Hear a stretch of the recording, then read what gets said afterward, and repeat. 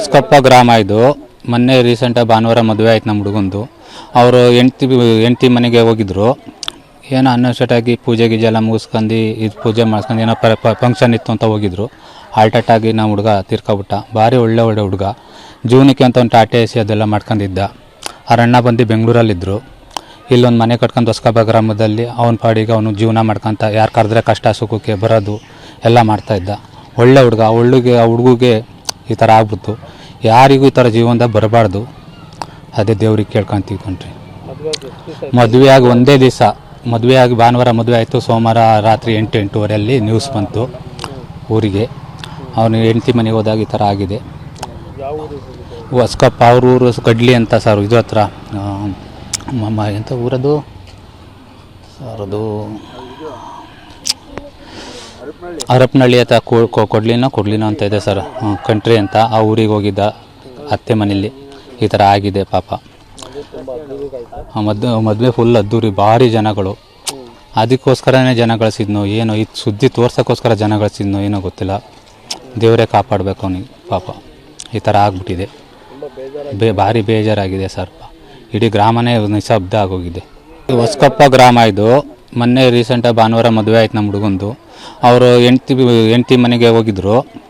ಏನೋ ಅನ್ನೋಷ್ಟೊತ್ತಾಗಿ ಪೂಜೆ ಗೀಜೆ ಎಲ್ಲ ಮುಗಿಸ್ಕೊಂಡು ಇದು ಪೂಜೆ ಮಾಡಿಸ್ಕೊಂಡು ಏನೋ ಫಂಕ್ಷನ್ ಇತ್ತು ಅಂತ ಹೋಗಿದ್ರು. ಆಲ್ಟಟಾಗಿ ನಮ್ಮ ಹುಡುಗ ತೀರ್ಕೊಬಿಟ್ಟ. ಭಾರಿ ಒಳ್ಳೆ ಹುಡುಗ.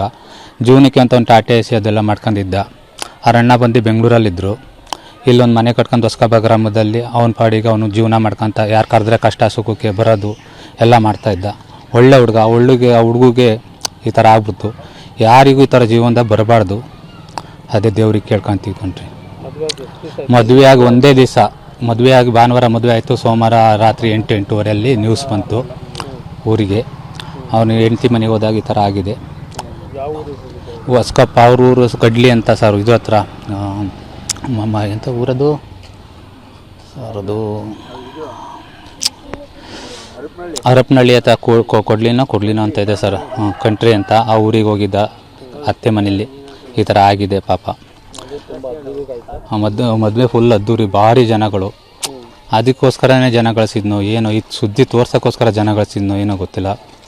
ದೇವರೇ ಕಾಪಾಡಬೇಕು ಅವನಿಗೆ ಪಾಪ. ಈ ಥರ ಆಗ್ಬಿಟ್ಟಿದೆ. ಭಾರಿ ಬೇಜಾರಾಗಿದೆ ಸರ್. ಇಡೀ ಗ್ರಾಮನೇ ನಿಶಬ್ದ ಆಗೋಗಿದೆ ಸರ್. ಅದು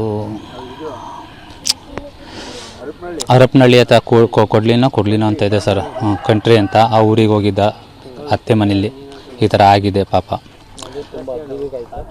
ಮದುವೆ ಫುಲ್ ಅದ್ದೂರಿ, ಭಾರಿ ಜನಗಳು. ಅದಕ್ಕೋಸ್ಕರನೇ ಜನ ಗಳಿಸಿದ್ನೋ ಏನೋ, ಇದು ಸುದ್ದಿ ತೋರ್ಸೋಕ್ಕೋಸ್ಕರ ಜನ ಗಳಿಸಿದ್ನೋ ಏನೋ ಗೊತ್ತಿಲ್ಲ. ದೇವರೇ ಕಾಪಾಡಬೇಕು ಅವನಿಗೆ ಪಾಪ. ಈ ಥರ ಆಗ್ಬಿಟ್ಟಿದೆ. ಭಾರಿ ಬೇಜಾರಾಗಿದೆ ಸರ್. ಇಡೀ ಗ್ರಾಮನೇ ನಿಶಬ್ದ ಆಗೋಗಿದೆ.